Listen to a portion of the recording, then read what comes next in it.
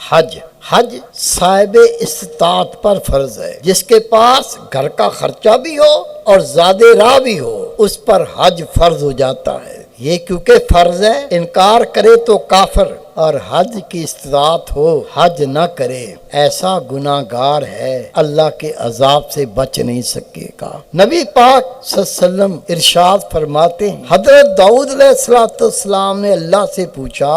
یا اللہ جو تیرے گھر کی زیارت کرے، جو بیت اللہ شریف کی زیارت کرے،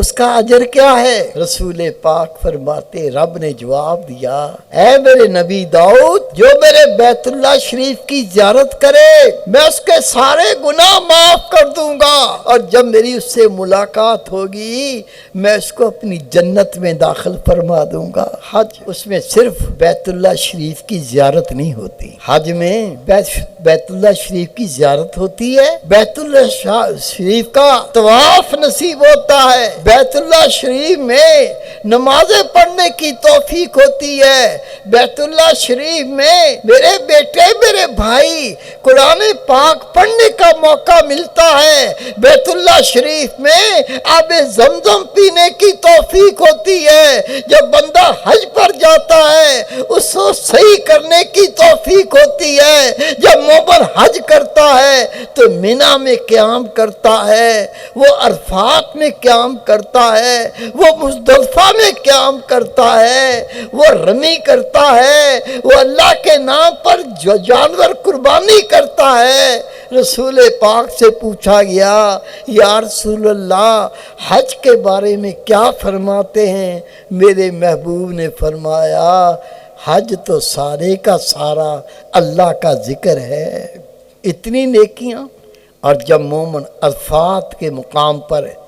قیام کرتا ہے یہ حج کا رکن اعظم ہے۔ رسول پاک فرماتے ہیں، عرفات کے مقام پر جب حاجی قیام کرتے ہیں شیطان کا اتنا منہ کالا اور رسوا ذلیل اور کسی دن نہیں ہوتا۔ عرض کی، یا رسول اللہ وجہ؟ میرے محبوب نے فرمایا، اللہ بڑے بڑے گناہ جو توبہ سے بھی معاف نہیں ہوتے عرفات کے مقام پر قیام کرنے سے اپنے مومنوں کے وہ گناہ بھی معاف کر دیتا ہے۔ یہ حج ہے جو صاحب استطاعت ہے، اور اس کے لیے کروڑوں روپے نہیں چاہیے، گھر کا آٹا ڈلا کے گھر کی ضرورتیں ڈالو، اور جو جانے آنے کا خرچہ ہے اس کا انتظام کرو اور اللہ کا حج کر کے آ جاؤ۔ یہ کتنا بڑا عمل ہے۔ حضرت عبداللہ ابن عمر رضی اللہ تعالیٰ عنہ فرماتے ہیں، میرے محبوب نے فرمایا، عبداللہ جب کوئی حاجی حج کر کے آئے اس کو سلام کر، اس سے مصافحہ کر، اس سے پہلے کو اپنے گھر میں داخل ہو تو اسے اپنی بخشش کی دعا کروا، اس لیے وہ بخشا ہوا واپس لوٹا ہے۔ حج کے بعد میرے محبوب فرماتے ہیں، مومن ایسے پاک ہو کے لوٹتا ہے جیسے آج ہی ماں کے بطن سے پیدا ہوا ہو، اس کے ذمے کوئی گناہ نہیں رہتا۔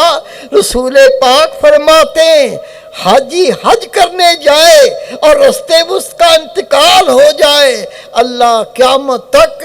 ہر سال اس کے نامہ اعمال میں 70 حج اور 70 عمروں کا ثواب لکھتا ہے، اور اگر آتے جاتے کسی وقت بھی اس کا انتقال ہو جاتا ہے، اس حاجی کے خاندان میں 70 وہ لوگ جن پر جہنم واجب ہو چکا ہوگا، اس کی سفارش سے اللہ ان کو بخش دے گا۔ سب سے میری عرض ہے، بہنوں کے لیے زیادہ راہ کے علاوہ محرم کا ساتھ ہونا بھی لازم ہے، اگر یہ عذر نہ ہو اگلے سال کا انتظار نہ کریں۔ اور سب سے پہلے آج اپنے دونوں بچوں سے کہہ رہا ہے، مسعود اللہ اور محبوب اللہ، اس سال حج کرنے جائیں، یہ فرض ادا کر دیں۔ اگر موت آ جائے، اللہ کی قسم موت کا پتہ نہیں، اندر سانس گیا پتہ نہیں باہر نکلے گا نہیں۔ رسول پاک کا فرمان ہے، اللہ کسی کو استطاعت دے اور وہ حج نہ کرے، اللہ کو اس کی کوئی پرواہ نہیں، وہ یہودی ہو کے مرتا ہے یا نصرانی ہو کے مرتا ہے، اللہ کو اس کی کوئی پرواہ نہیں۔